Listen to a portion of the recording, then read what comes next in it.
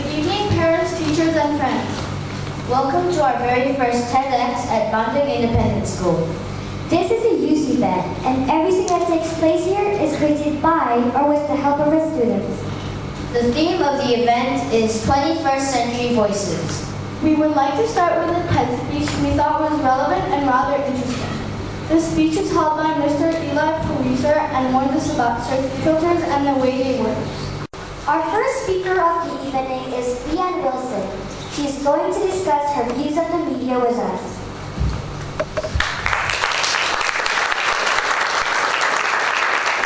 Hello, everyone.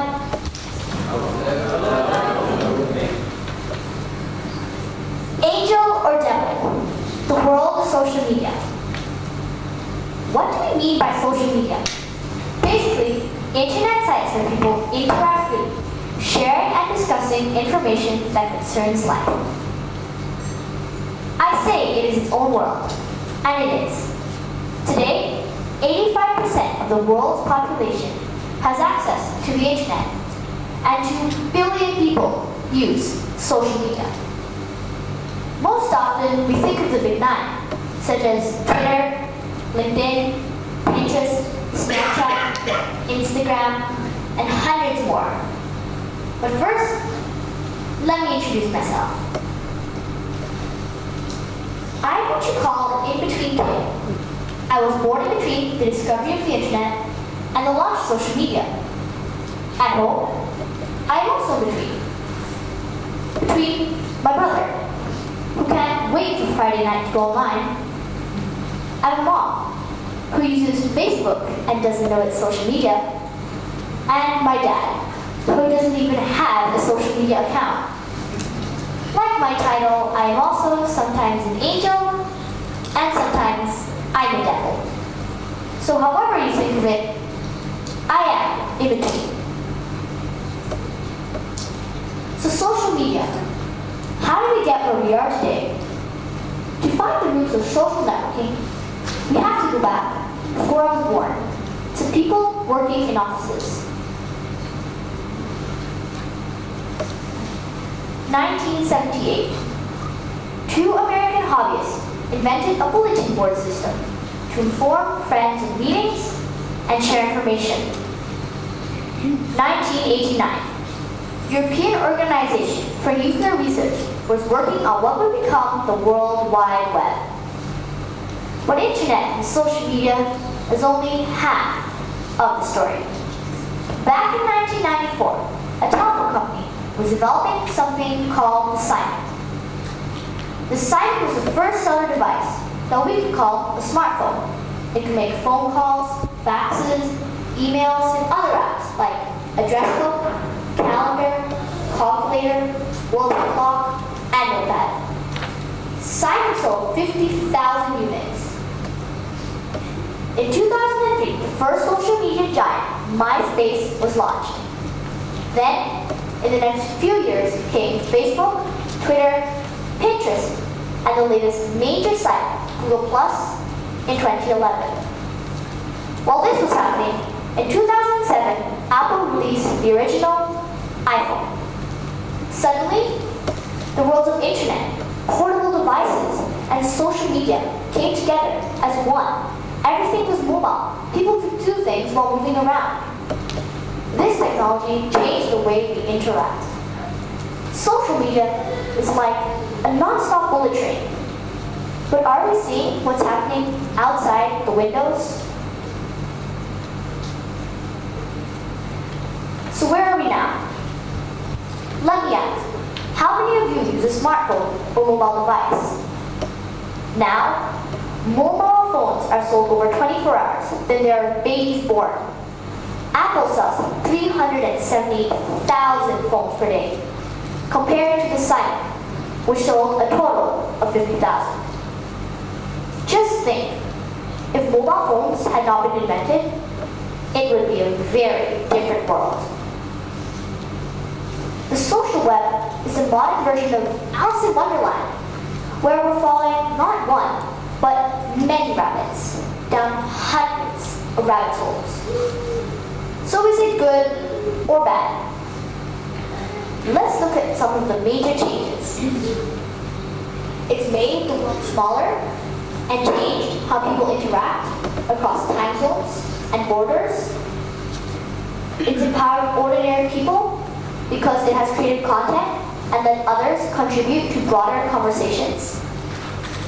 It's redistributed media and communications power because it has disrupted the power of monopolies, which has changed economics and politics.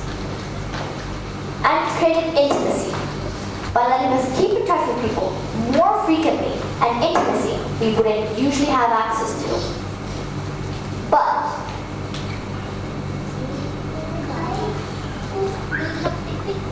in one international survey, 72% say social media is a waste of time. What you just saw is so common. This is how some people interact now. We have developed a me generation in social media. We are busy telling the world about ourselves. Good morning, going out to BBJ today. People want to talk about where they're going, their new clothes, their lunch, etc. There's a fear of missing out and constant competition to get more likes on Facebook, follows on Twitter, Instagram, and more. In the 10 seconds I just used my social media, 70,000 people around the world access their Facebook account. Not to mention all the other social media sites that would probably be talking about themselves. So are we obsessed?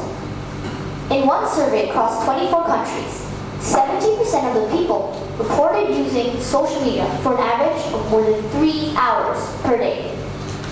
Here in Indonesia, social network use is the 5th highest in the world. Have we lost our direction? Did you know that in San Francisco, the emergency services had to announce to people not to call 911 when the internet went down? I mean, seriously, is this what we've become? We must stop the obsession with ourselves. At the end of the day, what do we have to show for it? Are we better people? Have we made a better world? Here's what Mark Zuckerberg said when he founded Facebook. There is a huge need and a huge opportunity to get everyone in the world connected and to transform society for the future. I believe that social media is a great idea, but not as great in practice. Let's look instead at how powerful social media can be. When I lived in Bangkok during the red shirt riots in the city, the phone turned in for a short time, but people could still communicate that everything was alright by using social media. In Egypt, the president shut off the internet for 5 days across the entire country because he wanted to stop the communication over social media where people were planning protests. The protests forced him to step down and inspired the Arab Spring. Or when the AirAsia jet crashed recently near Surabaya, 19 minutes after the search and rescue commenced, the company gave the first social media announcement. And Tony Fernandez's tweets were followed by hundreds of thousands of people. The company press conference wasn't until more than 3 hours later. These are powerful examples of social media uniting people and not about our own lives. President Obama once talked about social media as the incredible potential for technology to empower citizens who stand up for a better future. He didn't talk about going shopping or what his kids were wearing. So where do we go from here? If we look at how the world is changing, last week the White House hosted a summit which asked, what role do you think social media plays in terrorism? Social media is here to stay. It's shaping us. We cannot now imagine a world without it. Like everything, there are both benefits and challenges. I know my headline might sound strange. And whether social media is an angel or a devil, I think it is both, but I believe is best put to work in building a better world. Before I finish, I want to tell an inspiring story of someone who used social media to make a difference in the world. Abercrombie and Fitch. It's a clothes brand. You can buy it in the factory shops in Bandung. Benjamin O'Keefe was annoyed by the brand CEO, who made a controversial remark saying that the brand only targeted cool kids. In response, Benjamin created a blog and a change.org petition, asking consumers to boycott the company until the CEO apologized. Both went viral and collected more than 74,000 signatures. This caught the attention of the company, who met with him and made future changes they planned on making. Isn't that inspiring? He was an 18-year-old boy who wasn't cool. Last month, the Australian Prime Minister called social media digital graffiti, and that graffiti should be ignored. But here's what I think. Graffiti is real life, and social media is like a bridge of graffiti between cultures, communities, places, and people.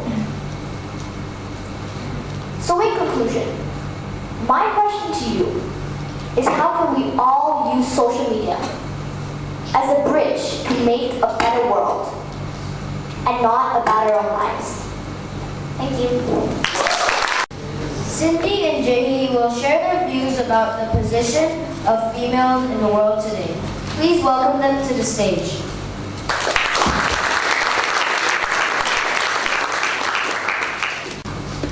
The famous American comedian Tina Fey once said, "Now every girl is expected to have Caucasian blue eyes, full Spanish lips, a classic button nose, hairless Asian skin with a Californian tan, a Jamaican dance hall butt, long Swedish legs, small Japanese feet, the abs of a gym owner, the hips of a 9-year-old boy, the arms of Michelle Obama, and doll breasts." Beauty is in the eye of the beholder, or the saying goes, but how is the concept of beauty developed, and who sets the standards of beauty? The answer is advertising. Advertising is a form of communication whose purpose is to manipulate, encourage, persuade an audience to continue to take some form of action, usually intended for a consumer to purchase a certain product. Women, however, have been instilled in advertisements as objects of exploitation, reinforcing the notion of negative gender stereotyping and the concept of beauty and sexuality. Of course, there is nothing wrong with the continuous emphasis on female beauty, except the crucial problem is that marketers will go to any lengths to sell their product, and often they abuse these qualities without the consideration of the effects of their methods. With the rise of the media and the internet, we are now exposed to ads more than ever. Ads can be found on social networking sites, on magazines, on television, and even on massive billboards as we're driving down the street. However, it's interesting how everybody feels personally exempt from the influence of ads. Did you know that only 8% of an ad's message is received by the conscious mind? The rest is worked and reworked within the subconscious section of our brains. And therefore, the impact of ads are quick and simple, yet very powerful. From this, we can say that advertising is indeed effective in achieving what it wants, because we observe the ideas presented by ads through our unconscious minds, and thus will probably act in a manner intended by the ads for us without even realizing it. Exactly, and this is why advertising is dangerous. Ads can corrupt our minds by sending out misleading messages, and it's also the case of many advertising companies where our physical and psychological health is sacrificed for their sake of profit. Yes, and it is an undoubted fact that ads reflect our current cultural values and traditions. After looking at these ads, we can still see that many ads still embrace the negative notions of gender stereotyping against women. For example, TJ Maxx released a campaign in which women's physical appearance was portrayed as their only admirable feature rather than their intellect. And this ad, which was specifically aimed at college students, included slogans such as, "Raising your hand is only one way to gain attention in the 300-seat lecture class," in addition to "Score high on non-verbal skills." Clearly, this ad is teaching women to spend more time on their physical appearance and invest less effort in internal self-development. Now I would like to ask you guys a question. How many people here has had the experience of purchasing a beauty product? Okay. Now, I want you to also think about the reason behind purchasing this beauty product. Do you truly feel that this product did exactly what this product claimed it could do? For those whose answer is no, did you, after the experience, stop purchasing these beauty products? No. Probably not. This is because women live in an environment that surrounds them with images of the ideal female beauty, and most beauty products targeted at women make them feel worthless, offering false solutions for their imperfect appearances. For example, many facial products offer an anti-aging cream for older women. This is basically sending the message that beauty equals to youth. And by losing this quality, women are expected to feel less respected. Ironically, these types of ads are also successful at attracting younger women and even teens. And this is all possible due to the manipulations and persuasions of these ads. This links back to the idea of ads impacting our unconscious part of the brains.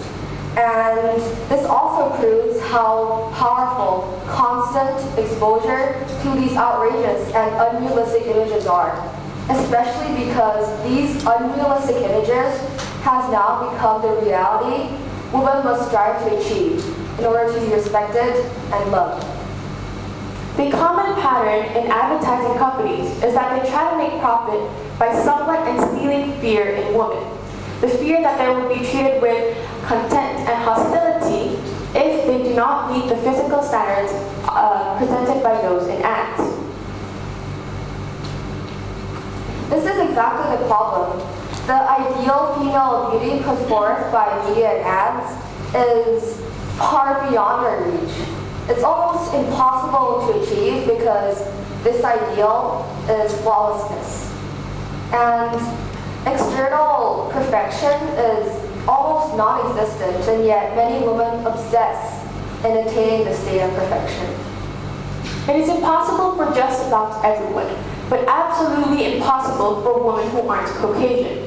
It can be seen in today's beauty trends that women of other races are considered beautiful only if they approximate to the white ideal. This is why many women in different countries try to alter their physical appearances to look more Caucasian. For example, this ad that says, your body is a battleground was released by a makeup company. The word battleground can be seen to refer to a woman's physical imperfections, implying that we must fight to attain physical perfections, role modeled by those in ads. We can see that these ads have a very insidious effect on women's self-esteem, and the cult of thinness, for example, is a very serious problem, and yet it's also one of the most common problems found among women, especially in teens. Once model Kate Moss said that nothing tastes as good as skinny feels, a comment that of course sparked a lot of controversy on the net. In ads and everywhere else in the media, girls are getting thinner and thinner with Photoshop to an even more unbelievable degree. This is celebrity Kate Winslet once spoken out about a fashion magazine that altered her photos without her consent, reducing the size of her legs to about a third. By cutting down girls in size, we are indirectly teaching girls to be nothing, to be zero, to disappear and have no aspirations. We are, without even noticing, silencing them. In ads and everywhere else in the media, Many ads objectify women by focusing on a certain section of a woman's body. For example, in this Heineken beer advertisement, a woman's torso is turned into a bottle beer and a man's hand is wrapped around it. Thus, in this ad, a woman is turned from being a subject to an object. But there is obvious double standard applied. Men too are objectified in ads, but there is a clear distinction between the objectification of men and women. When men are objectified, they're portrayed as larger, stronger, more powerful, while on the other hand, women are reduced to fragile, vulnerable, and less powerful. It's also important to notice that men and women don't face the same consequences of objectification. And this is possibly because women more likely live in a society in which they're likely to be harassed. Unsurprisingly, images like these has led to a statistical increase in domestic violence. This is because once a woman is objectified, it justifies violence against her. And once a person is dehumanized, violence becomes inevitable. It's also amazing how sex is used to sell everything and anything. Marketers often use this to make consumers feel passion towards the product. And now this has actually taken a step further, in which sexual violence towards women is eroticized. Take a look at this Dolce & Gabbana ad. A woman is pinned to the ground by a shirtless man, and while other men in the background are just simply looking on. The woman is immobilized and subject to the man's will, and her helpless and passive position can be seen to represent sexual violence. This ad actually, fortunately, has been banned for its direct portrayal of rape. Although the image of men is distorted in ads, it is done in a different way for that it encourages men to be the opposite of that expected of a woman. As a result, a false dichotomy between masculine and feminine quality is created, and the feminine quality is devalued. When feminine qualities are devalued, not only do women devalue each other, but men devalue the qualities that have been labeled feminine by the media. Such qualities include empathy, compassion, sensitivity, which are all actually essential qualities that should be present in every being. It's important to remember that although these ads have a bigger effect on women by convincing them that no matter what they look like, they'll never be good enough, but in addition to putting unhealthy standards of what a man should be, real men should behave and look like. Now we would like to wrap up by stating, in brief, what we're trying to clarify is that advertising can negatively shape our societies by selling values, images, in addition to expectations of sexuality and success. On the surface, this problem might appear to be a problem that only affects women, but actually, it's a problem that affects everybody. And it's a problem that requires a collaborative endeavor to reverse. Thank you. Susanna and Spencer have an opinion about freedom of speech and whether or not there should be a limit to it.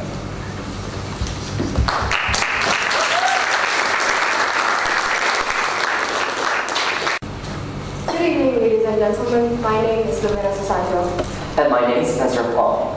Today, we will be talking about freedom of speech. And the question we want to ask ourselves today is whether there should be a limit to freedom of speech or not.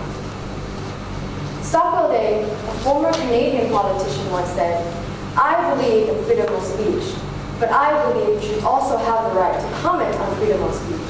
And that is exactly what we will be doing tonight. So, why do we choose to talk about freedom of speech? An event that happened in the beginning of the year that inspired us to ask this question. It was the Charlie Hebdo shooting, which also led to the Yes to Charlie movement concerning one's right to freedom of speech. On January 7, 2015, two brothers, Saeed and Sherry Kouachi, stormed into the office of Charlie Hebdo, a French satirical weekly magazine, armed with rifles. They killed 11 people and injured 12 others in the building. After the shooting, the question everyone was asking was why? What was the motive behind their attack? Previously, Charlie Hebdo had published several controversial cartoons that depicted the Prophet Muhammad, which the Quran does not explicitly forbid, but which a few hadith do. And because depicting Muhammad is forbidden in some Islamic teachings, the publishing of these cartoons was seen as an insult in the eyes of many Muslims. So this offense led to hatred towards the Charlie Hebdo magazine and was considered to be the principal motive of the attack. Michael Morrell, a former deputy director of the CIA, suggested that the motive of the attackers was absolutely clear: trying to shut down a media organization that tried to lampoon the Prophet Muhammad. No matter what their motive for, violence is unacceptable. Yes, we must condemn the display of offense and insult toward the Islamic belief, but we must also condemn the terrorism and violence.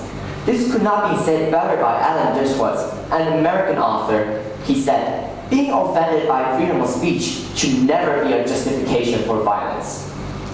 And if we dig deeper into the Charlie Hebdo incident, we believe that the fundamental source of violence was caused by the over-exercising of freedom of speech. And this is what intrigued us to explore this topic, the fact that freedom of speech led to violence. Which brings us to evaluate freedom of speech. What it is, where, and how do we decide where the limit is? Before we begin to evaluate freedom of speech, we must first understand what it is. According to Oxford Dictionary, freedom of speech is the right to express any opinions without censorship or restraint. Each country in the world has their own law regarding freedom of speech. The international law of freedom of speech established by the United Nations, the Universal Declaration of Human Rights, adopted in 1948, states that everyone has the right to freedom of opinion and expression. This right includes freedom to hold opinions and without interference, and to seek, receive, and impart information and ideas through any media and regardless of frontiers. The French Declaration of the Rights of Man and of the Citizen states that the free communication of thoughts and of opinion is one of the most precious rights of man. Every citizen thus may speak, write, print freely, say if necessary, to respond to the abuse of this liberty in the cases determined by the law. It is interesting, however, that the French press law of 1881 states, guarantee freedom of speech, subject to several exceptions. It criminalizes incitement to racial discriminations, hatred, or violence on the basis of one origin or membership to an ethnic, national, racial, or religious group. Could it not be argued that Charlie Hebdo cartoons were inciting religious discrimination? Does that mean that the French government is effectively limiting their freedom of speech? The law of freedom of speech in some of the countries, such as China, Indonesia, and Canada, are also suggesting that there is a limit to freedom of speech. The Constitution of the People's Republic of China claims that every Chinese citizen has the right to freedom of speech, but it is prohibited to use that freedom of speech to attack an individual's dignity, race, religion, and socialist system. The Indonesian Constitution states that freedom of speech is the right of every person in Indonesia. But the exercising of freedom of speech must be controlled so that it does not lead to slander and or libel. In Canada, everyone has the right to freedom of speech, but it is illegal to publicly incite hatred against people based on their color, race, religion, ethnic origin, and sexual orientation. So we can see from the law regarding freedom of speech in these countries that freedom of speech is already being limited by prohibiting its use to attack other people's differences so that it does not incite violence or hatred. Referring back to the Charlie Hebdo incident, we believe that perhaps Charlie Hebdo did cross the line of this limit to freedom of speech by depicting Muhammad. And how from this depiction it stirred up hatred, discrimination, and prejudice of Muslims towards the magazine, and ultimately led to violence. If we take out the terrorist attack, however, we have to ask ourselves whether Charlie Hebdo intentionally incites violence and hatred of the Muslim towards the magazine. Should the fact that Charlie Hebdo is a satirical magazine be taken into account? The editor of Titanic, a German satirical magazine, responded to the attack and the Yes to Charlie movement by saying, "We are scared when we hear about such violence. However, as a satirist, we are beholden to the principle that every human being has the right to be parodied. This should not stop just because of some idiot who will go around shooting." The mayor of Paris, Anna Hidalgo, also said, what we saw today was an attack on the values of our republic. Paris is a peaceful place. These cartoonists, writers, and artists use their pen with lots of humor to address sometimes awkward subject, and as such perform an essential function. So what we've been saying so far is that freedom of speech should be limited because it can lead to violence, hatred, or discrimination, which is why some countries put a limit to their freedom of speech. And the Charlie Hebdo is not the only example where this has happened. Other examples include the raid on the Nazi Party in Germany, or more specifically, the way Hitler abused his freedom of speech while everybody else had none. His anti-Semitic ideology that was presented in his propaganda and speeches convinced and indoctrinated the Germans that the Jews were hurting their job opportunities, thus stirring up anger in the Germans. This anger gave him public support for massacring the Jews. Another example would be the Islamic State of Syria, Iraq and Syria, also known as ISIS. They exercise their freedom of speech through social media to promote extremist Islamic thinking, to reach and recruit more extremist supporters. This inevitably leading to more violence, to more killings, and to more massacre for those who don't follow their religious values. Based on these negative consequences, freedom of speech should then be limited, explaining why some countries like France, China, Indonesia, and Canada put a limit to their freedom of speech. However, this is just one perspective in answering our questions, a rather negative one, that freedom of speech should be limited because it can lead to violence and hatred. Another perspective is more of a positive one, how freedom of speech can bring to a better things such as bring about justice and equality, political and social transformation, and introducing new ideas that can inspire people.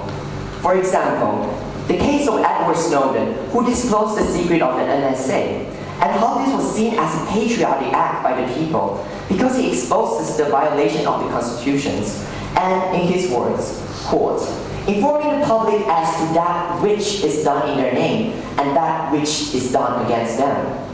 Another example can be seen by Martin Luther King's I Have a Dream speech during the Civil Rights Movement. He uses his freedom of speech to fight to end racial segregation and discrimination of Black Americans, which ultimately improved the status of Black Americans in the United States. Another example can be seen from a series of revolutionary protests for regime change, free election, human rights, and economic reform during the Arab Spring, which began in 2010. They changed the political structure of the Middle East and ended the long-term dictatorship. And lastly, the introduction of the new ideas during the scientific revolution. We can pull an example from the publication of Copernicus' heliocentric theory that challenged the traditional geocentric paradigm that was held by the Roman Catholic Church, which ultimately led to a groundbreaking scientific discovery and allowed modern physics to be formed. So we said before that freedom of speech should be limited because it can lead to violence, hatred, and discrimination. But by looking at the positive consequences that was brought about by freedom of speech in these events, the question of where the limit is becomes very important. Because if freedom of speech can bring about both positive and negative results, then we must make sure that what limit we put in freedom of speech does not take away the positive impacts that it could bring. And as we look deeper into all of these examples, despite the differences in their intentions or consequences, the common feature between all of them, including the Charlie Hebdo incident, is power. In the Charlie Hebdo incident, the magazine has the power of the pen and the media to express the satirical view on the Islamic beliefs. In the case of Nazi Germany and ISIS, they wanted power to dominate the world based on either their political, social, or religious value. In the case of the civil rights movement and the Arab Spring, the white race and the totalitarian government held great power in the society. Therefore, the ones who were suppressed fought for equality. As for Edward Snowden and Copernicus, they believe the government and the church has been feeding the people with false information. Therefore, they felt the need to disclose the right information. All of these examples include people who were in power and those who were not. And those who are in power can control which cultural and moral values are sacrosanct in society and which are not. While the ones who are not in power fight to gain that power or fight for equality. That is why every society claims to have some form of freedom of speech that ironically always has exceptions. For example, you cannot insult based on religion or government ideology. This reminds us about a line from George Orwell's 1984, which states that who controls the past controls the present. Who controls the present controls the future. As we are living in an increasingly globalized world where different belief systems come into contact with each other on a daily basis, we see a struggle for which political, religious, or moral values will gain legitimacy. And offenses due to freedom of speech will become more common, not less. Whether through violent action, spirited argument, or protests, each group will fight to put their values in the spotlight. And the manner in which a group does this can in fact be a reflection of the power they have or do not have. Perhaps this is the case where the more violence the protest, the less empowered they are, which might have been the reason for the Charlie Hebdo shooting. There is a problem, however, with saying that there should be a limit to freedom of speech.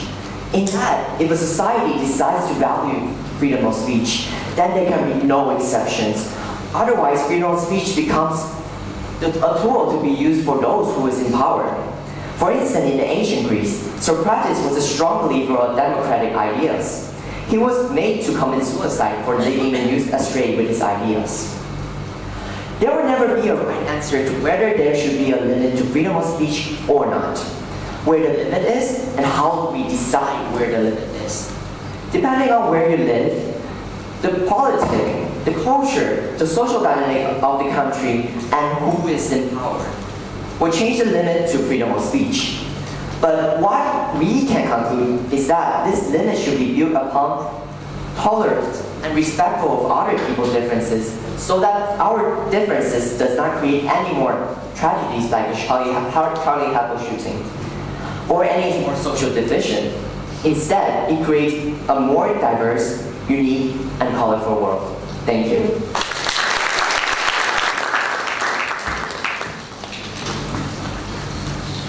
What do you think is the best cure? William Butcher believes that laughter is the best medicine.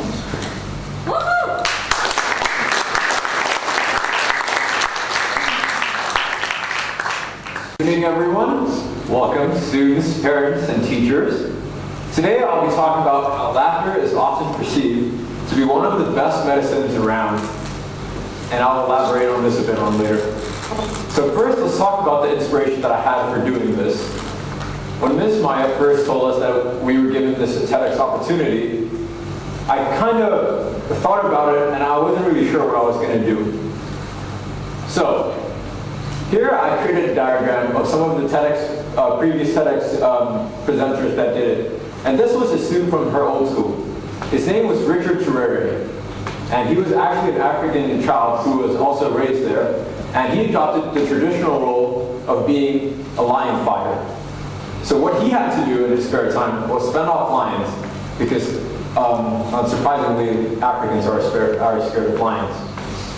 So what he did was, as you guys know, in Africa, it's a developing country and they don't have much supplies.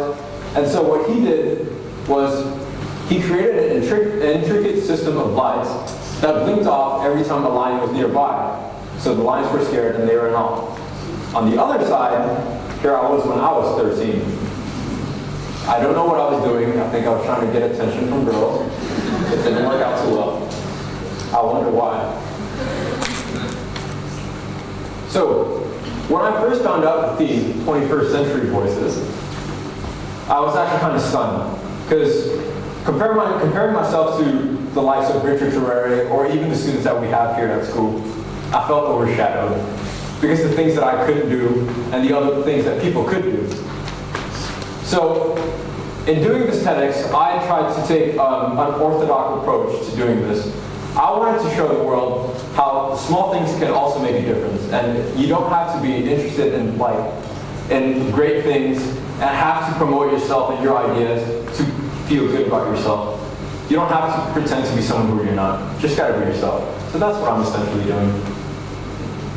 So 21st Century Voices has allowed communication to evolve. If you think about it, when students were first at school, they were writing books, but now we're using computers. Information is traveling at a super fast pace, and now, in that same sense, achievements are also being accelerated. So for example, if you think about it, the accomplishments of Richard Terrere, or some of even the students here, without the existence of YouTube or other forms of social media, we would never know about. Or even this whole TEDx experience, it wouldn't happen because the lack of social media is not there. But because it is, the way our voices, our ideas, and hence our achievements, they're accelerated, and a lot of people will know about it. So I have to make this speech really good. Damn, this is annoying. So, questions like this come up to my mind when I think about it. What can I add to the world? If Richard Terrere in Africa is fighting off lions, what is William in Bandung going to do? So I took another step back and thought about what's important to me, what are my hobbies, and how they can contribute to the world. So, what is important to William? Humor. I actually take pride and a lot of joy in making people laugh, and it's just what's important to me. So, before doing it, I thought about what actually made people laugh, from my past experience, of course, and trying to offend people and people laughed at doing it. I thought about it and said, all right, what makes people laugh? So I concluded that the things that make people laugh most are subjects that make people feel very uncomfortable or unsafe about. So that includes things like gender. Over here, it's not a toilet sign. Right next to it, you see a ton of religion. People like to laugh about religion. We shouldn't do it, but it's funny sometimes. And I'll talk about it later on. And then on the left, you see a picture of something that I love joking about. It's ethnicity. And then I also Googled ethnicity in Google, and this picture showed up, and it's ethnicity, but of course the Asian is left out. So, there is an actual method to how I make people laugh. And this is also to my surprise, because I didn't know I was so smart and I was making people laugh on an actual theory, right? And it's actually called the tension release theory.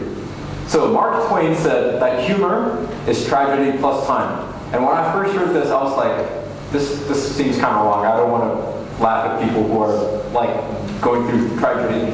But then I realized that is very funny. So this is what you call tension release theory. It's about being able to talk about the different topics that has been passed around through time, and people are able to talk about it, and it actually becomes humorous. So what you do essentially as a comedian is you're setting up little trial balloons of what you think people would perceive as being funny. So when these trial balloons go up to your audience and your audience don't perceive it as something that's actually really funny, you can say the cliche line, I'm just kidding, it wasn't a joke. So how does it actually work? So on the left side for you guys, you can see how humor is actually a process of being able to receive an humor, and laughter is created as a physical response within your brain, and it's also an unconscious process, and that's why you can perceive something as being funny, but then you can't control the laughter. And to show that, I put a lot of agents in one photo to compensate for the lack of the other. So, how is it the best medicine in that sense? What are its health benefits? And then this is me trying to sound biologically gifted, right? So first, it increases blood flow. So, of course, I drew a diagram being the artist that I am. this is the vein, and then when your heart starts pumping because you feel how funny something is, and you start laughing, blood flow increases, and then that gets rid of things like cholesterol. Well, it doesn't get rid of it, but that allows it to pass through. And then it also reduces level of stress hormones, which is very important because that catalyzes heart attacks. So yeah, you're welcome.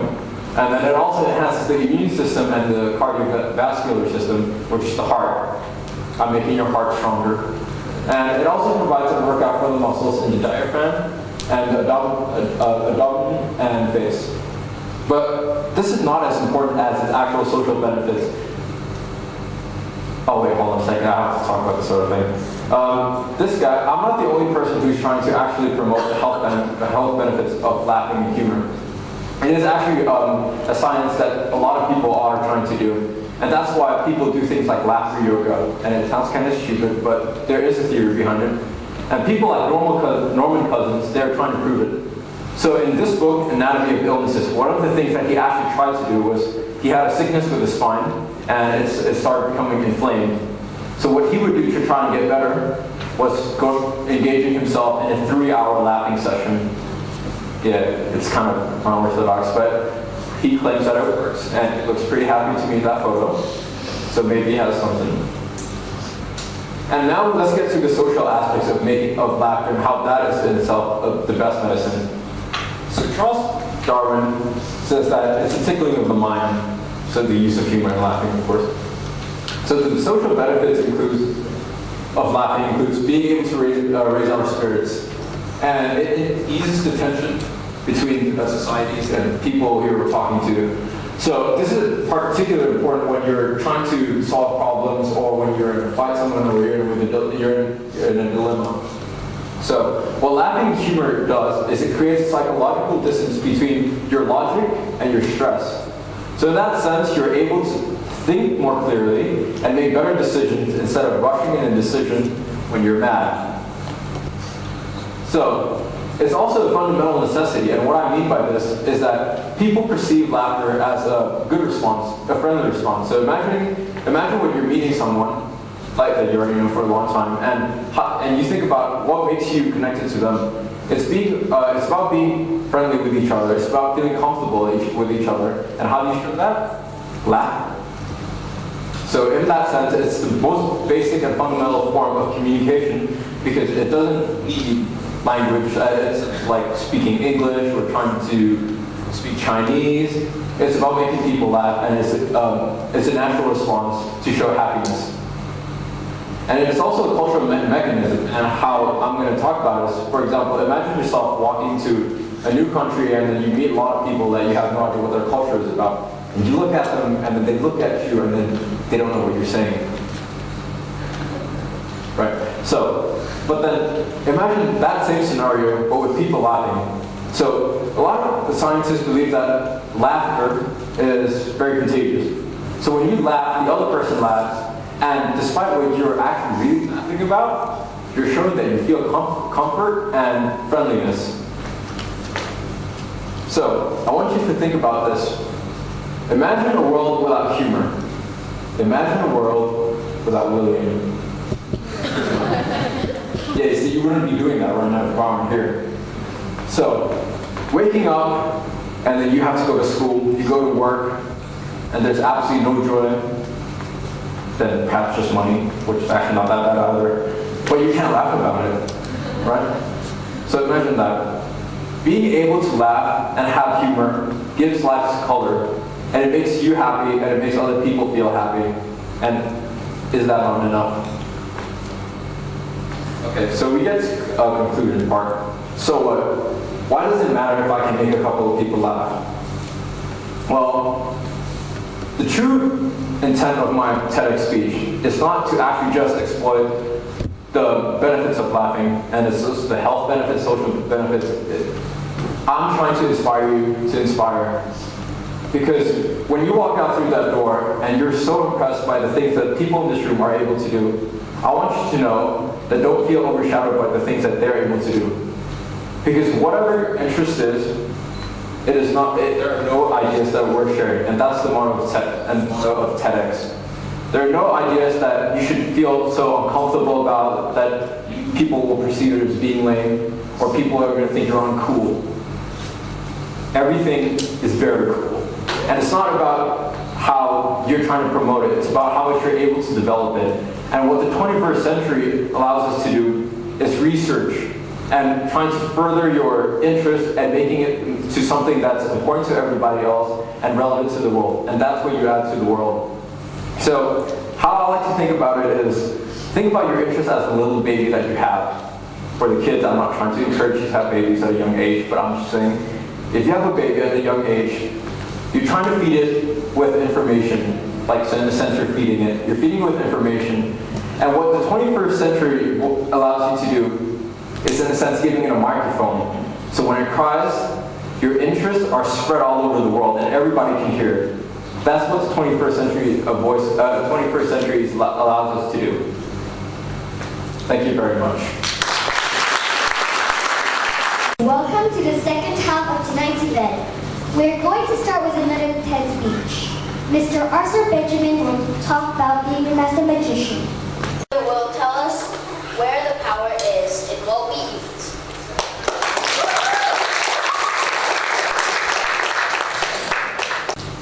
How many of you have ever said, I can never be a vegetarian, or I can never give up meat? Well, I used to say exactly that. I used to not be able to understand how anybody could ever make the decision to become a vegetarian. But I've recently changed my mind. If you're a vegetarian, you probably agree that people often ask why. When people ask me this, I never really know how to answer because there's just so many thoughts in my mind that I don't know how to express in words.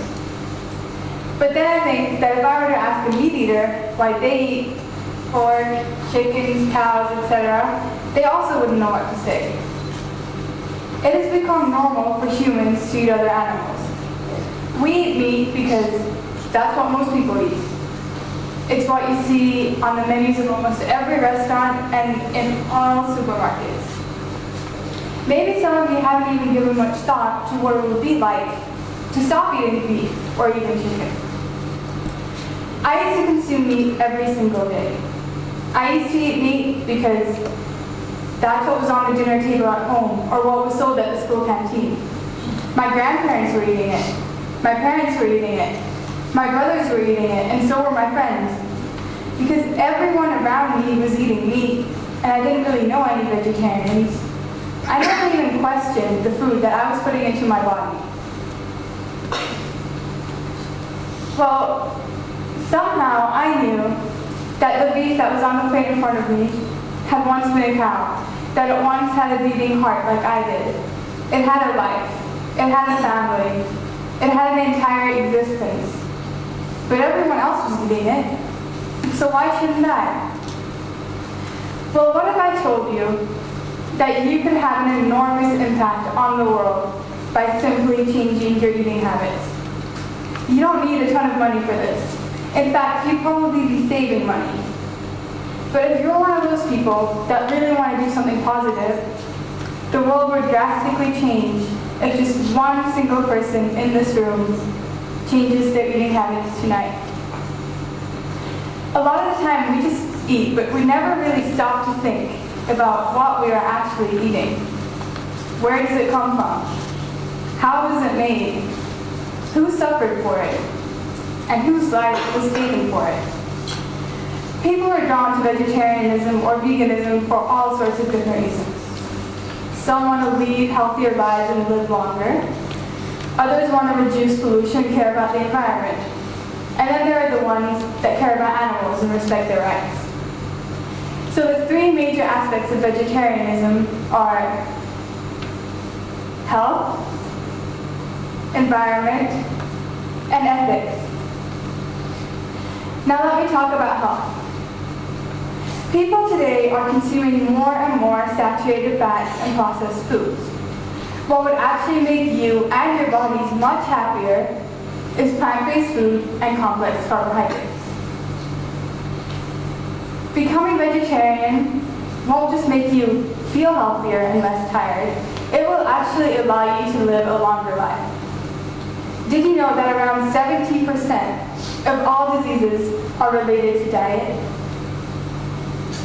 Living a meat-free life is helpful in preventing, treating, and even in some cases reversing heart disease and reducing your risk of cancer. Right now, you could choose to actually add up to 10 to 15 more years to your life simply by changing your eating habits. If you don't believe me, maybe you'll believe Michael Rosen, who's written several books and is the Chief Wellness Officer at the Cleveland Clinic. Michael Rosen says that people who consume four-legged saturated fat have a shorter lifespan and more disability at the end of their lives. Animal products clog your arteries, slow down your immune system, and zap your energy. So I want you to ask yourself this. Do you really want to increase your chances of getting life-threatening diseases? Do you really want to clog your own arteries and slow down your immune system?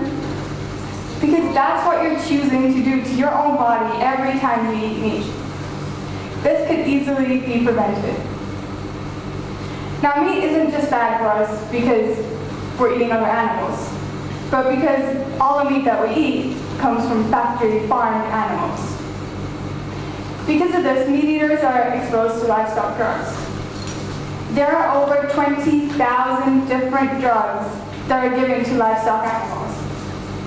These include antibiotics, growth hormones, steroids, etc.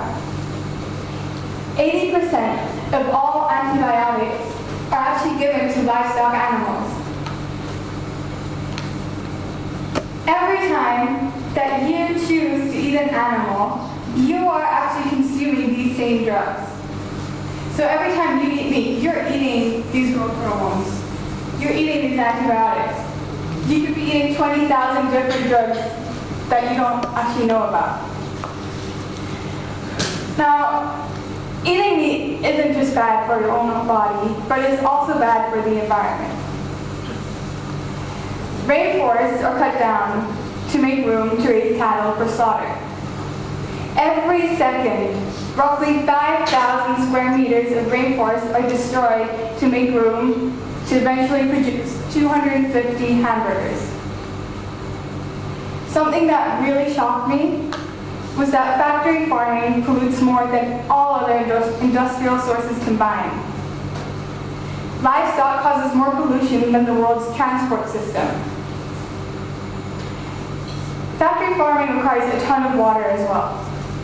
It takes around 95 liters of water to produce 500 grams of wheat. But it takes 9,085 liters of water for just the same amount of meat. This chart shows the agriculture-based water consumption per person.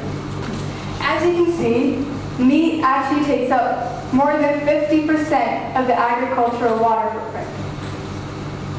So if you're one of those people that really care about the environment, the best thing you could do to save it is to change your eating habits. Because you can't say that you're an environmentalist as long as you're still consuming a lot of meat. It is often said that if slaughterhouses had glass walls, everyone would be a vegetarian. This is because we all possess ethical and compassionate characteristics. I know that if you saw the suffering and the cruelty, you would not be looking at your food in the same way.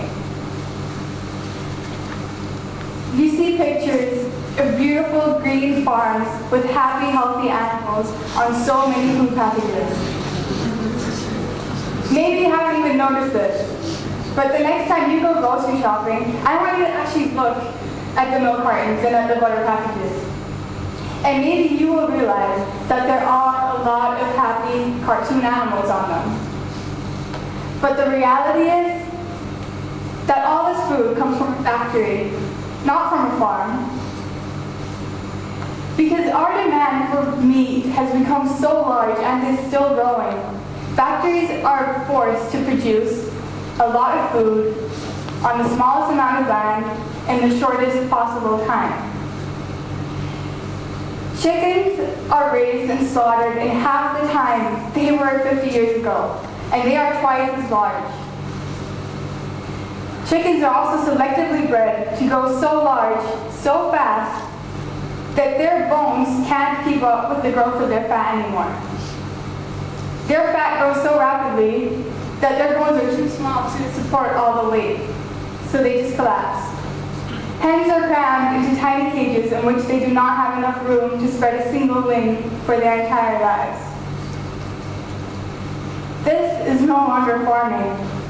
It's mass production. Actually, the other day at school, we were talking about animals. And so I asked one of my friends why she continues to eat meat if she's against animal cruelty. And then I don't remember exactly what she said, but it was something along the lines of, well, we raise them and we take care of them before we kill them. And that's when I realized just how good food companies are at hiding the truth. Because we definitely do not take care of them before we kill them. People just don't know that from the day they are born to the day they are slaughtered, animals spend their entire lives crammed up into tiny cages in which they do not have room to turn around. These animals are deprived of veterinary care, exercise, and sunlight. They are living, breathing, thinking, feeling beings just like we are, with senses that are actually very similar to ours. But for some strange reason, we have chosen to let them suffer at the rates of millions per day, just so that we can enjoy our steaks and burgers. You might think that slaughterhouses try to kill animals in the most humane way possible, because that's what they want you to believe. It's just not the truth. Maybe a long time ago, they really did try to kill animals more humanely. But now with the demand for meat being so high, there just isn't enough time. It would take way too long to kill an animal ethically. So, just in case you forgot, or you stopped paying attention, eating meat is bad for your health. Sorry. It is bad for the environment, and it directly supports animal cruelty.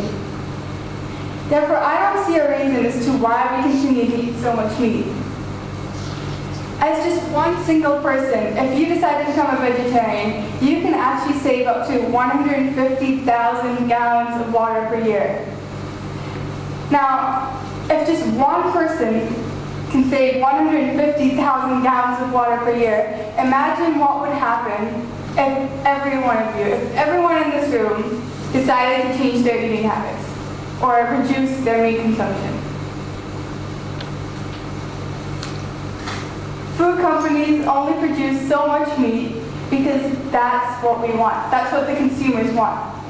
Therefore, if we actually start to demand other food, we could change the sort of food that's being sold in supermarkets. At the same time, we would be improving people's health. We would be keeping the forest greener, and we would be saving millions of animals from cruelty every single day. But of course, I understand if you don't want to change your eating habits. And I respect your decision to eat meat, because I used to do the same. But just remember that every time you order food at a restaurant, or you go grocery shopping at a supermarket, or wherever you get your meat from, or other groceries from, you have the power to choose to make a difference. Thank you. Wendy Irvin is going to talk about inner voices.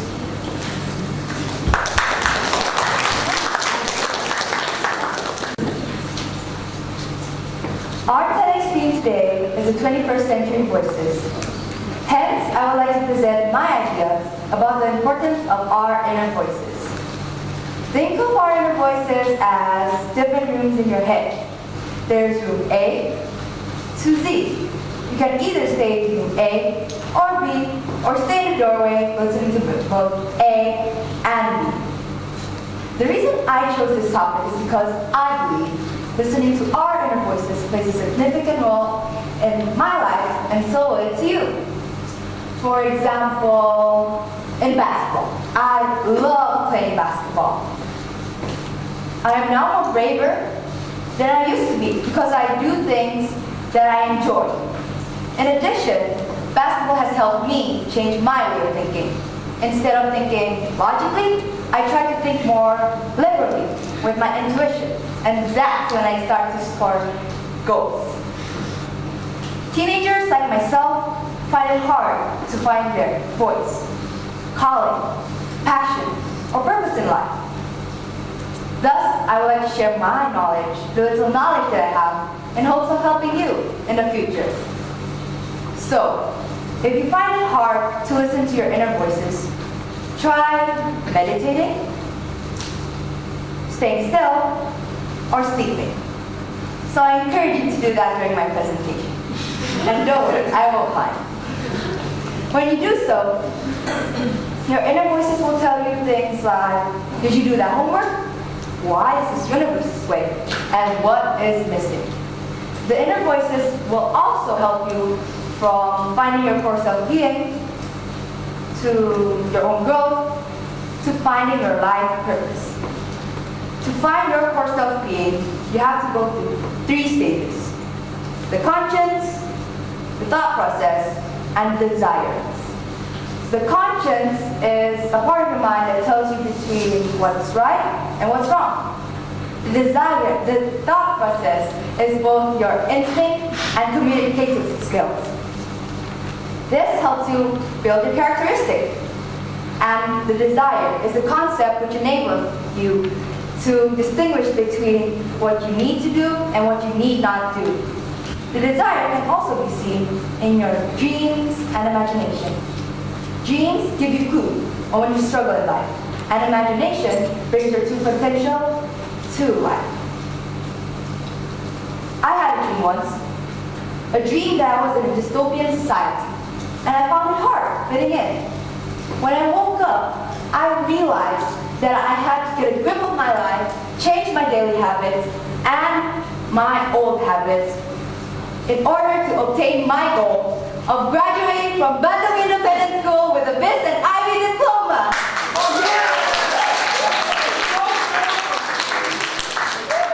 If you deny yourself of things you want to do, you're only constraining yourself of things that's not there blocking your way.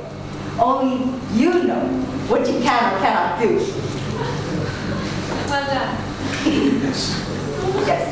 So if you fully know yourself, you can grow, both mentally and physically.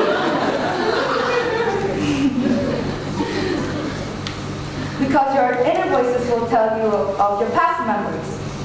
No matter how hard you try to forget, your thoughts will always find a way back. Whether it's memories of successes or mistakes. Your inner voices will help you keep your good qualities and get rid of your bad. So you can just learn, try again, make a mistake, learn again, and then succeed. Because you're constantly learning through life to find your life purpose. Your life purpose. Whether you seek the life of the riches, honor, love, revenge, power, or protection. With every opportunity comes risks and consequences. All these goals you seek come from different pathways that your inner voices guides you. No, not all inner voices are positive. But if you do follow your inner voices, you can clear and broaden your mind, heart, and body of negative energy. In conclusion, the inner voices will help you build your core self-being, make you grow, and finally understand your life purpose. Now it's up to you if you want to follow my advice or not. Will you follow your inner voices? Thank you. How many languages can you speak? Haramwini. Excuse me, I don't understand you. Could you please speak in English or Indonesian? Put your hands together for Amy and J1 and being a multilingual student.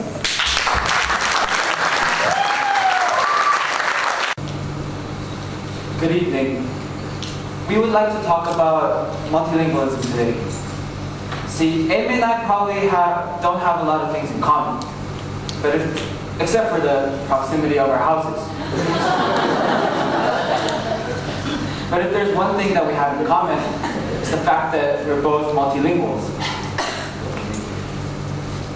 I grew up in, how many of you in this room would consider yourself a multilingual or bilingual? Let me see some hands. Me too. I would like to consider myself a bilingual who's trying to expand into being a multilingual. See, I grew up in Seoul, South Korea, a largely monocultural and monolingual society. And then I moved to Indonesia, where I learned to speak English and Indonesian. I'd also deem myself a bilingual, but unlike Jaewon, I grew up in a house that constantly switched between two languages, English and Hindi. Mainly because India can be considered a generally more multilingual society. Besides speaking those two languages at home, I also eventually started learning to speak Mandarin and Indonesian at school. So how much do you know about multilingualism? And how much of what you're thinking about multilingualism is actually wrong? Let's find out by counting down the top 8 myths of multilingualism. First, most of the world is largely monolingual. That is wrong. Although most estimates show that 75% of the world speaks more than one language. That means despite the fact that most Western cultures are monolingual, majority of the world is actually multilingual. Another research done by Psychology Today showed that at least half of the world is fluently bilingual. That means about 3.5 billion people on this planet speak 2 languages in order to communicate every single day.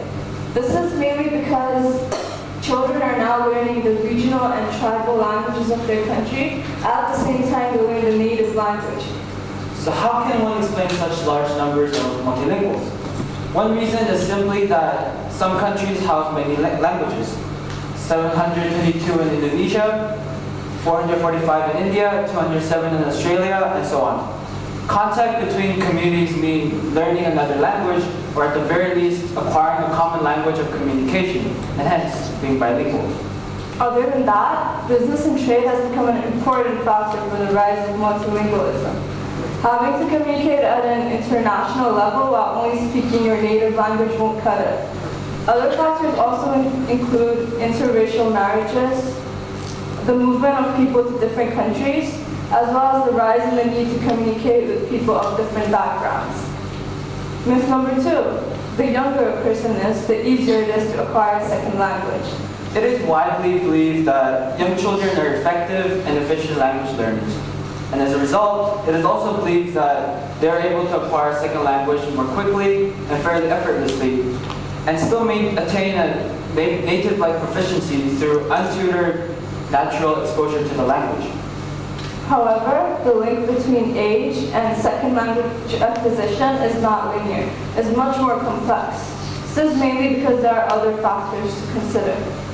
Studies have shown that acquiring native-like pronunciation is much easier at a younger age. However, other language learning tasks such as learning vocabulary, grammar, syntax, and literacy are way easier for older learners, mainly because they've already acquired these abilities in their native language, and so these abilities just simply transfer to their new language. Nevertheless, age is only one of the factors determining the difficulty of second language acquisition, and other factors like motivation, the social context, and the learning environment itself also has a powerful impact on the degree to which one person can acquire a second language or not. Myth number 3. Learning 2 languages simultaneously only confuses children and impairs their cognitive abilities. This myth is based on the assumption that our brains have a limited learning capacity, which they reach during some point of language acquisition. According to this myth, if your brain is already filled with one language, you might have to lose some parts of that language in order to gain space for a second language. Contrary to this idea, there is evidence that well-developed bilingualism can actually enhance one's cognitive flexibility. That is, bilingual people, including children, are better able to see and understand things from different perspectives. Bilinguals also have better auditory language skills and develop faster than monolinguals in terms of language abstraction. For example, ability to think, talk about, and understand language. Moreover, it is seen in some countries that children learn 2, 3, or even more languages without any cost to their educational development. Let's take Switzerland, for example. The home language in Switzerland may be French, Swiss German, Italian, or Romansh, but the children still graduate secondary school being trilinguals. Myth number 4. Multilingualism provides cognitive advantages. Research has overwhelmingly shown that when a bilingual person uses one language, the other language is also active at the same time. Constantly switching back and forth between their two languages creates a need for the brain to control how much of a brain is accessed at a time. And this practice of constantly controlling how much the brain is accessed actually strengthens the control mechanisms and hence gives cognitive advantages. Multilinguals are also seen to perform better on inhibitory control, which is the ability to ignore competing perceptual information and only focus on the relevant aspects of the input. Multilinguals are also seen to do better at switching between two tasks as they do so more rapidly. According to researchers in Northwestern University, brain imaging of bilinguals performing tasks in which they were forced to switch between their two languages showed an increased activation of dorsolateral prefrontal cortex, a brain region associated with cognitive abilities like attention and inhibition. According to an experiment done on monolingual and bilingual teenagers, they were made to listen to simple speech sounds without any intervening background noise, and both groups had high neural responses. However, when the researchers introduced background noises, the multilingual teenagers were shown to have higher neural responses. This shows that multilinguals perform better in coding of auditory information. These cognitive advantages may help multilinguals to better focus or process information. This would allow them to more easily access newly learned words, leading to greater vocabulary size. What is even more fascinating is that these cognitive advantages have been shown in infants as young as 7 months. Myth number 5. Exposure to more than one language causes the child to mix the languages together. It is definitely true that language mixing or code mixing is common in multilingual children. This is when you use words from 2 different languages in the same sentence. Many people believe that young children, when learning 2 languages simultaneously, go through a stage where they treat both of their languages as being part of a single system. And according to this belief, a bilingual child should be making many ungrammatical sentences since their grammatical system haven't been differentiated yet. For example, instead of saying, I want to go, a bilingual child might say, I want to go. However, many studies show that this hypothesis is incorrect. According to studies done on French-English bilingual children in Montreal, it showed that language mixing and code mixing only occurred less than 4.1% of the time. The studies also showed that the children are able to use their languages appropriately with their parents, as well as strangers. Furthermore, this phenomenon was only seen to be temporary, and as the child increases their vocabulary and grammar in this language, the code mixing or language mixing eventually disappears. Myth number 6. Knowledge attained in one language is not accessible in another language. This myth comes from an idea that there seem to be some words in certain languages that simply do not exist in other languages. See, knowledge is not languages. Knowledge is the concepts and ideas and understandings, and language is just the way we transfer or comprehend these ideas in our brains. Knowledge is not stored in our brain in the format of a language. Your brain is incapable of holding the journals and essays you wrote for a history class last week, or the list of ingredients that were used in making your breakfast in the morning. So let's look at some examples. The German word Schadenfreude, for instance, refers to the feeling of pleasure one gets by seeing another's misfortune. Now, I'm pretty sure we've all felt this before, but just because there's no word for it in English doesn't mean the thought doesn't exist. Myth number 7, multilingualism can delay onset of dementia and mental deterioration such as Alzheimer's disease. Many studies actually support this hypothesis. According to a special lecture done in India, cognitive neuroscientists said that the onset of diseases like Alzheimer's and language brain disorders like dementia on bilingual patients was at least 4 years later than monolingual patients. Bilingual speakers always practice a kind of brain gymnastics of having to select the correct language and suppress the other, which stimulates many different parts of the brain throughout their lives. And this is most likely the reason why bilinguals and multilinguals have higher protection against dementia and other language disorders. Myth number 8, learning more languages does not make one smarter. Instead, only smarter people can learn more languages. This was actually one of the most challenging problems that neurologists and linguists face when studying multilingualism. They couldn't tell whether learning more languages made you smarter or that smarter people tended to learn more languages. 853 native English speakers from Edinburgh, Scotland were given an intelligence test in 1947 at age 11 and then again at age 76. The results showed that those who spoke more than 2 languages had better cognitive abilities than what was expected when they were 11. This only goes on to prove that it is never too late to learn a new language and hopefully become smarter. Going through all of these myths, debunking some of them and proving others right, was honestly a quite eye-opening experience for both of us. If there's something we want you guys to take away from this TED Talk here tonight, it's appreciation. Appreciation towards languages. Who knew while we were complaining about those French essays that we keep having to write or those Chinese dictations that never seem to end? These languages were actually making us more smarter and more intellectual and also decreasing our chances of getting dangerous brain diseases. It honestly wouldn't hurt to learn another language. It's not only the effects on the brain to consider, it's the effect on life. Languages have the ability to widen your understanding of the world. And once you learn a new language, it doesn't only expand your knowledge on the language itself, but also the culture behind it. This quote from Frank Smith is something we'd like to depart you with here tonight. One language sets you in a corridor for life. 2 languages open every door along the way. Thank you.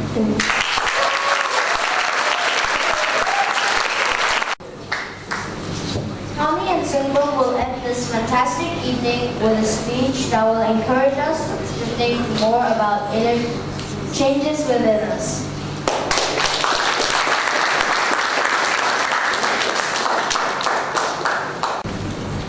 Good evening, everyone. We hope that you have enjoyed the evening so far. My name is Sung Bong Han. And my name is Tommy Chandra. In relation to this year's theme, 21st Century Voices, we would like to encourage everyone to step outside of their comfort zones and challenge the status quo, because now is the time to think differently.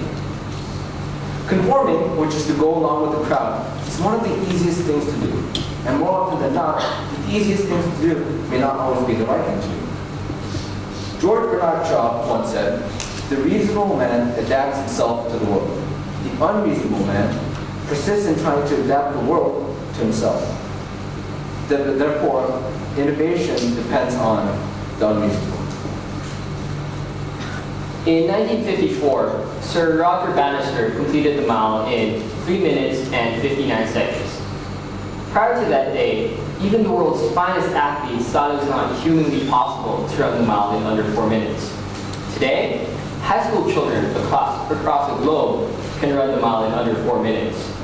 This suggests that all we need is one instance to break the status quo. Just one person who dares to challenge the limits set by society. And as a result, a paradigm shift is formed. Some people might say, "I'll believe it when I see it." Now, this is a fairly common expression, but this mindset may actually hinder us from accomplishing the unimaginable. What if we reconstruct this expression to change the way we face challenges? So instead of saying, "I'll believe it when I see it," why not say, "I will witness my belief become reality"? We must walk by faith and not by sight. Imagine what the world would be like today if the Wright brothers, Thomas Alva Edison, Steve Jobs, were all to have a mindset that required them to first see in order to believe. If that were the case, then we would not have all the technological advancements that we have today.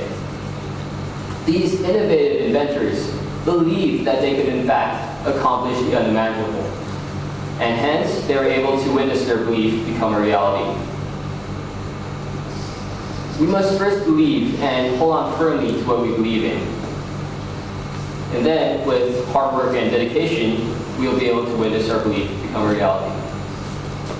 So how do we prepare ourselves for innovation? Well, we must first foster a climate of doubt and constantly analyze. So what are the ways we have always thought about things that could benefit from reconsideration or even reinvention? If we all worked on the assumption that what is accepted as true is really true, there will be very little hope of advance, as Mr. Overman once said. Simply accepting the supposed norm deprives us of breakthrough discoveries and innovation. While John Forbes Nash Jr. was attending Princeton University, he challenged 150 years worth of economic theory. He even challenged the works of Adam Smith, whom many of us know is the father of economics. Regardless of how daunting the accepted norm seemed to be, John Nash continuously fostered a climate of doubt. And as a result, he made significant breakthroughs in economics, eventually earning the Nobel Prize in Economic Sciences in 1994. The second step in preparation for innovation is to investigate and seek to understand the world around you. We must become the Frederick and Magellan of the uncharted seas of the world in front of us. Rigorous observation may seem as though it may hinder us from creativity. I mean, surely the greatest geniuses throughout history simply let their minds roam free and then spontaneously they came up with brilliant ideas, right? Not exactly. You see, this concept of creativity is rather incomplete. Of course, there are times when a brilliant idea just pops out of your subconscious mind, but most creative thinkers ponder a problem thoroughly, letting it permeate in the unconscious before the light bulb moment happens. Creative thinkers who do not seek to understand the world around them are often prone to put forth pie-in-the-sky notions that are often difficult to implement in the real world. For example, Steve Jobs and Apple did not create the MP3 player, mobile phone, or tablet computer, and yet the dramatic improvements they've made by understanding the world in front of them and connecting existing possibilities from different domains and experiences have changed the world. As stated by Steve Jobs himself, creativity is just connecting things. When you ask creative people how they did something, they feel a little guilty because they didn't really do it, they just saw something. It seemed obvious to them after a while. That's just because they're able to connect their experiences and synthesize new things. And the reason they're able to do that is that they've had more experiences, or they were able to think more about their experiences than other people. So we have been examining past examples so far. The question is, what should we do ourselves to go against the current? Well, let's first examine the motive behind not conforming. If you're not conforming just for the sake of not conforming, that's a rather juvenile motive to have. So first, you need to be able to really justify it. To have an answer not to others, but to yourself. You owe it to yourself should you take this type of action. Why am I choosing to walk this different path? The stronger your justification is, the easier it will be to weather the social storm you're sure to encounter. If you have no concrete reasoning, you may fall into the trap of abandoning your beliefs and choosing to conform. Or the next easy thing to do when the action of not conforming fails is to automatically defer to your group's beliefs and values. And so, once you have your justification and you have your reasoning, you have to begin somewhere. And as many of us know, starting is often the hardest part, especially for tasks as daunting as going against the current. But like Roger Bannister, who ran the mile under 4 minutes, you have to first break the barrier. So once you start not conforming, you are most likely going to find yourself very quickly isolated from the community. But so seek out those who support your views and who believe in you, and stick to them for moral and social support. It may seem often that you're the only one who thinks about an issue in a certain way. But rest assured you're not alone, and there will always be people who are willing to stick by your side. Lastly, you have to constantly test yourself to see if this is what you truly want. To constantly justify the path to yourself. Remember, the stronger your justification, the stronger your will to not conform. The pressure to conform will always be around you because there aren't many people who dare to challenge the status quo. So it is always wise to be able to counter that pressure from within and believe in yourself no matter what. When you do all this, you'll form a healthy and nourishing environment that can in turn help you give birth to something great, something that can even leave its mark in history and change the world. So history has been made from those who have chosen not to go down the easy route, which meant in most cases choosing not to conform to the status quo. Because after all, it's far easier to say yes to a group without thinking twice than it is to really personally reflect on an issue at hand and have the courage to say no. Society teaches us to be normal, to fit in, and ultimately play by the rules. Now, this is easy and safe, but life begins at the end of your comfort zone. Those who end up in history books are not those who stick with the status quo. We tend to classify our role models at a separate hierarchy than ourselves. Who says that can't be you? We're all humans, we're all born with opportunities, and we're all born with a certain set of skills and passion. The only thing keeping us down is actually the fear of failure. Just think about it. Each and every one of us can be figures of change, figures of innovation. And those who will remain in history books, each and every one of us has the potential to do so. And some of us are already doing it. Carly, for example, who's willing to change her diet to save the animals, save the environment, and improve the health of millions of people around the world. Or William, who chose to believe in the small things such as making people laugh to hope and change the world. This is all possible. And all we have to do is find a justification, persist, and follow through. The celebrated Mahatma Gandhi once said, "Be the change you wish to see in the world." And with that message, thank you.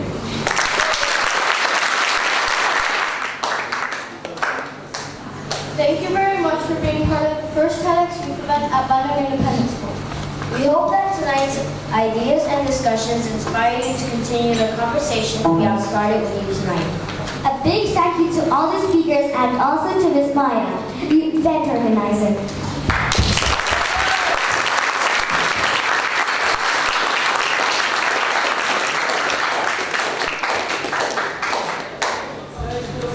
Good night, everyone.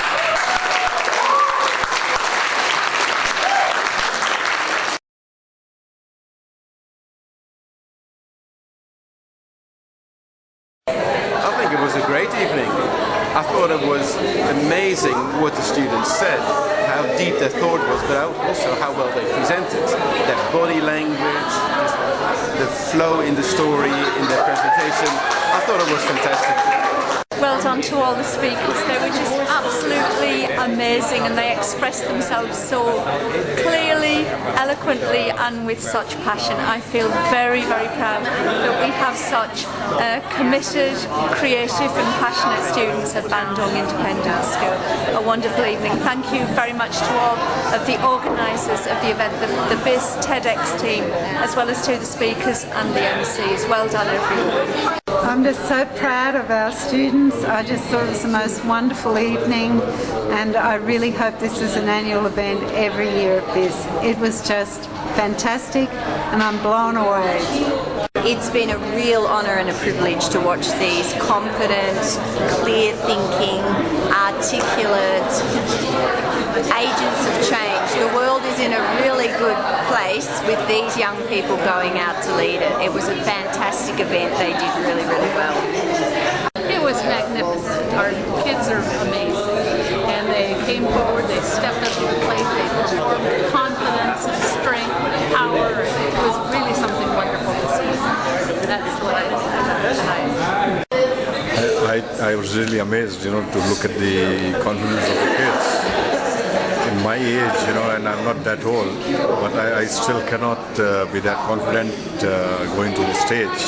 It was really wonderful. It was awesome. Amazing to see the confidence in the kids. Well done, Biss. Thank you. Well done, everybody involved in the first Bandung Independent School TEDx event. It was wonderful and inspiring, and it was great to listen to you all. Thank you.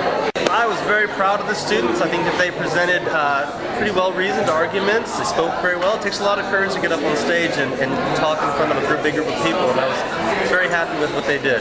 So thumbs up to them. Thumbs up to them. The first time I saw it in TEDx in this Bandung, it was a wonderful event. Everyone presenting very well, and all the students shows the full confidence when they presenting their ideas. Great for Bandung Independent School. Thank you.